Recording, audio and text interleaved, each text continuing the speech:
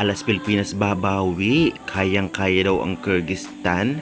Kyrgyzstan ang tatangkad, hindi papayag na matalo ng host country. Bigyan natin ng game analysis preview ang laban ngayong araw, June 8, 2026. Kaya before that guys, please nakikiusap ako. Huwag yung kalimutan mag-like, comment, and subscribe, and pa-hit the notification bell for more PBL UAAP volleyball updates and AVC updates ngayong taon. Maraming salamat and avail na kayo ng ating Alas Pilipinas t-shirt dyan. May discount kapag ginamit ang aking link. Well, ang laban nga ng Alas versus Kyrgyzstan ay magaganap ngayong araw.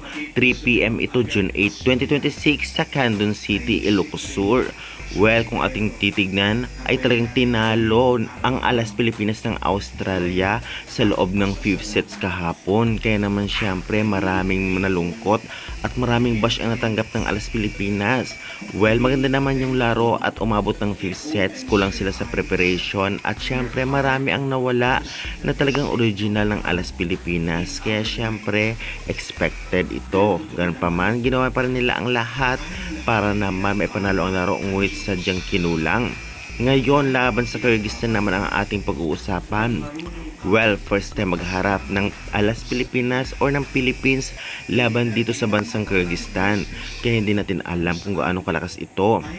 Ngunit kung pagbabasihan natin sa world ranking ay talagang talo natin ang Kyrgyzstan. At kung pagbabasihan din natin ang performance ng Kyrgyzstan laban sa ibang team ng kapul sa Pool A ay talagang kayang-kaya ng Alas Pilipinas. Kaya maraming sasabing sure bull win na daw laban dito. Ganun pa man, matatangkad at malakas pa rin ang Kyrgyzstan.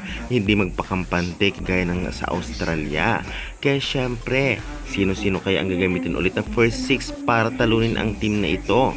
Ibabad na kaya talaga si Alyssa Solomon laban dito o di naman kaya reserva rin siya sa paparating ng mas malakas pang mga team kagaya na lamang nito ngang South Korea at Chinese Taipei. Ganun pa man, aabangan natin lahat ng performance ng Alas maya-maya lamang.